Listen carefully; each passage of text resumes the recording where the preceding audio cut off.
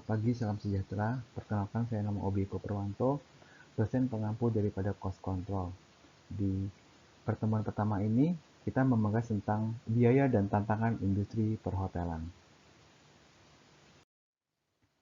Terkait dengan biaya, menurut Charter dan Asri tahun 2004 mendefinisikan bahwa biaya merupakan nilai tukar, pengeluaran, atau pengorbanan untuk mendapatkan manfaat atas sesuatu yang dibeli dalam sebuah transaksi. Sehingga dalam akuntansi keuangan, pengeluaran atau pengorbanan pada saat akuisisi transaksi akan diwakili oleh penyusutan harta saat ini atau di masa yang akan datang dalam bentuk kas atau aktiva lainnya.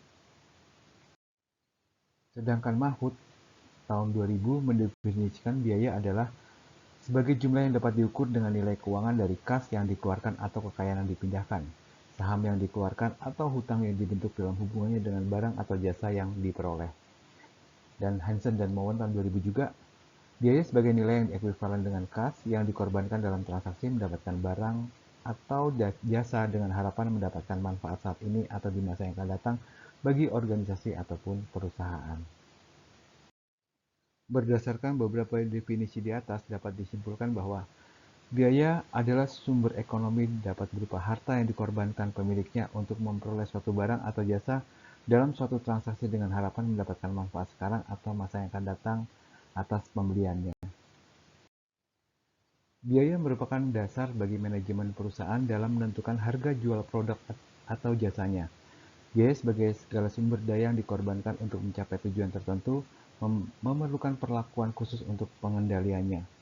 Biaya dapat memberikan informasi batas atas suatu harga yang harus ditentukan oleh manajemen hotel atas suatu produk atau jasa yang akan dijual.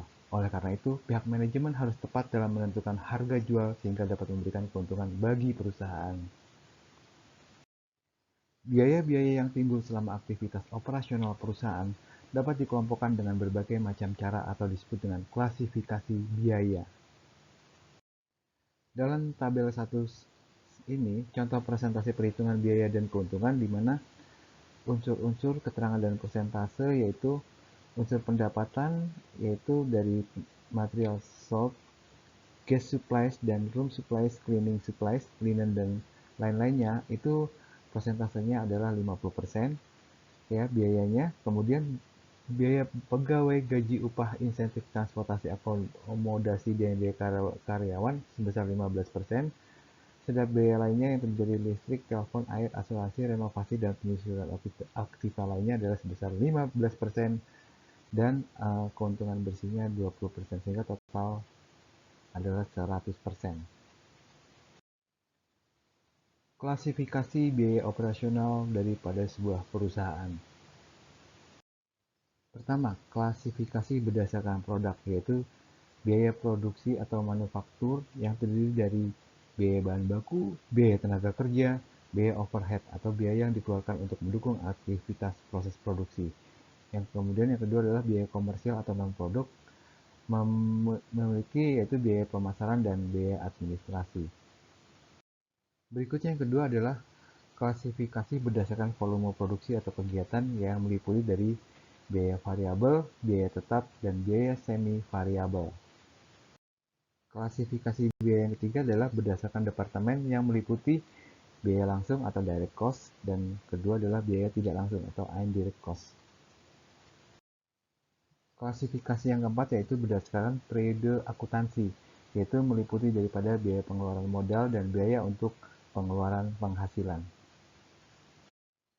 Berikutnya, klasifikasi yang kelima yaitu berdasarkan pengambilan keputusan yang terdiri dari biaya relevan dan biaya tidak relevan. Biasanya, di dalam suatu perusahaan, pengendalian biaya ini dilakukan oleh seorang controller seperti kepala akuntansi, manajer akuntansi, bendahara, asisten bendahara, maupun sekretaris.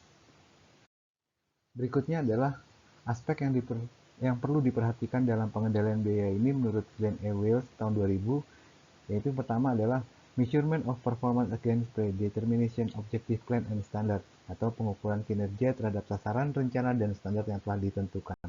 Yang kedua adalah communication atau reporting of the result of the measurement processes to the appropriate individu and groups, atau mengkomunikasikan pelaporan dari hasil proses pengukuran cost control kepada pihak-pihak yang berkepentingan baik individu maupun kelompok.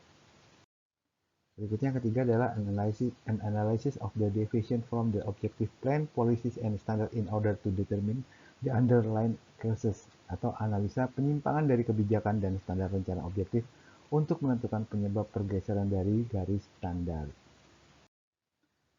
Berikut adalah tantangan industri perhotelan dan restoran. Yang pertama yaitu bagaimana hotel menjaga loyalitas pelanggan seperti repeat buying, word of mouth, atau goodwill.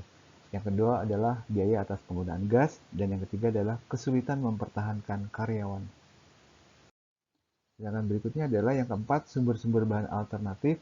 Kelima adalah produk alkohol. Keenam adalah health for option. Sedangkan yang ketujuh adalah teknologi integrasi. Kedelapan adalah green practice. Dan yang kesembilan adalah jaminan atas keamanan makanan.